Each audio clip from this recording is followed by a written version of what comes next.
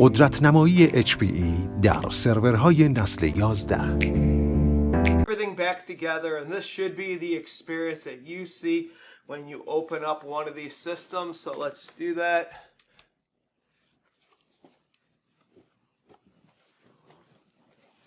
All right, so back here I have a couple power cords.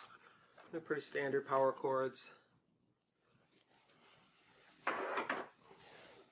Looks like I have some NVMe cables here.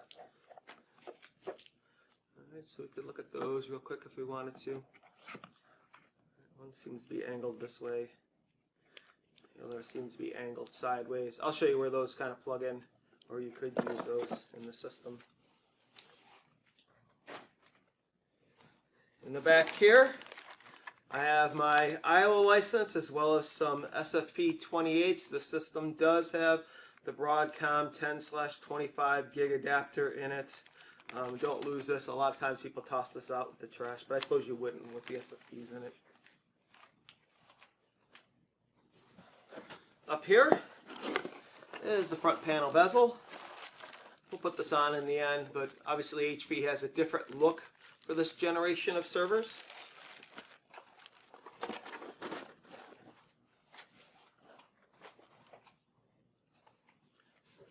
These would be the rack mounting rails.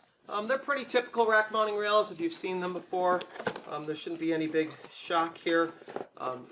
These parts kind of clip on the sides of the servers. And then these parts kind of go into the rack and you kind of spread them out and pull them together and they'll click in place, and then the server will slide into this. And there's both left and right hand sides of this.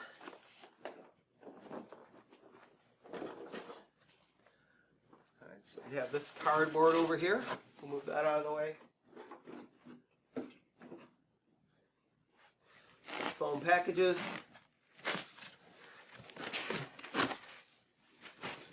Packing to keep the server safe.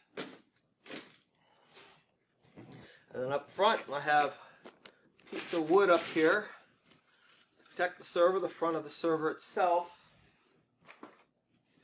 And then inside the bag, there's a foam piece back here.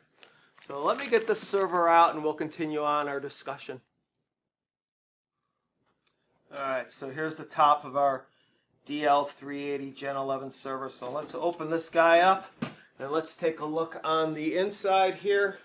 Something that I think is always nice on HP servers is they give you a lot of information on the back panel of the system. I think it's kind of interesting to know that the DL380 Gen 11 server as well as the DL360 Gen 11 server, they share the same motherboards. They're just different form factor. One's 1U and the other one's 2U. This DL380 obviously is a 2U system. They also give you some information about the drive configuration. So here we've got some small form factor drives, 8 small form factor drives. They're showing what it looked like it was filled with 24. Even the new EDSFF drives that are out there where you can double the density of the storage within your system. They're even showing you some configuration with drives in the back of that. So this is kind of a handy document, and it's always with the server no matter what. Now when we look at the inside of ProLiant servers, anything that is purple would be hot pluggable. So this server could be up and running and I could pull out this fan, for instance. This would be a high performance fan.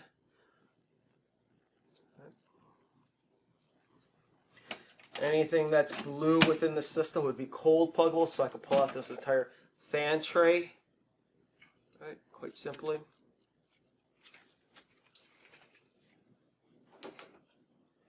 Let's get off this air bezel. This has also got blue tabs on it.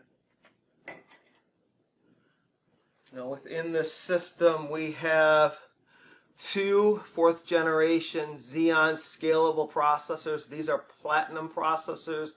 They're 8460Y plus processors. So each one of these processors has 40 cores or 80 threads.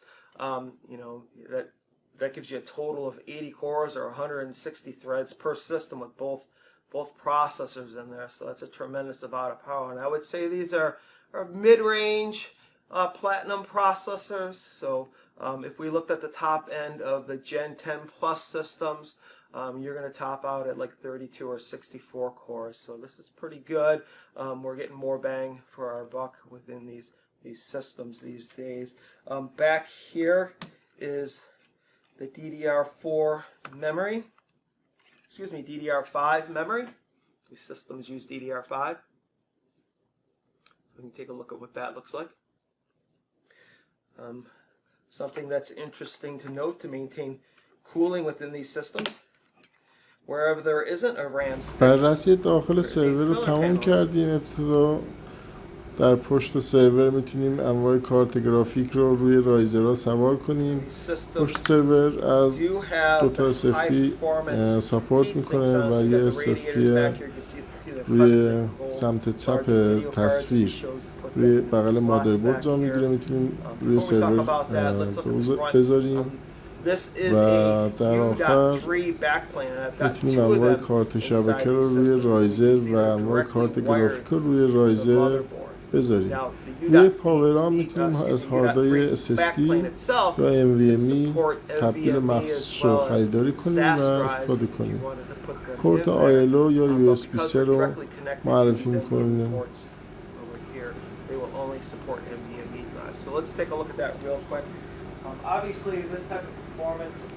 SFP رو داخل SSD drives. This FLO drive میذاریم. here SFP is پلاس gonna be typical spinning 25 disk. گیگ.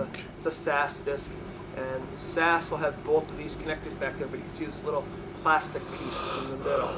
Right? That designates it's a SAS. If that little plastic piece in the middle was not there, it would tell me that this drive was a SATA drive. Right? Again, this is a spinning disk, but when we look at an NVMe drive, and this would be an NVMe drive I grabbed from another system, you can see that little piece of plastic in the middle is filled with some extra pins. So that kind of tells me this is NVMe enabled. پاورا یک قسمت خشاب NVMe هست که میتونیم در بیاریم و هارد NVMe یا کارت NVMe بندازیم. و در رو با محافظش قفل کنیم. This has two 480 gig M.2 SSD drives in them, right? They're pre-configured in a RAID 1, right? And it's really meant to be a boot device for this system. Right? Those are connected all the way over to this connector here. Let's pull out a riser here. This is our first primary riser. We can take a look at that real quick. So this has 3 16X PCI Express slots, but only 2 of them are active. The third one has to be activated with these cables. So you need 2 of them to activate all 16X. And if I grab a cable over here real quick, right, this is the cable I showed you that came out of the box. I can connect that into here. Oops, I can get it in, I'm pretty sure. There we go. And then this could wire up to one of these NVMe plugs up here, if I wanted to. Or some of these other connectors back here. Actually, they're back over here or over here.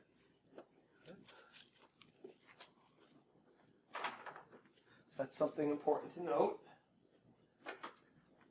Now, this secondary riser is similar, right, in the fact that it's got 3 16X slots, right, but only 2 of them are active, and the third one will be activated once I have these connectors in place.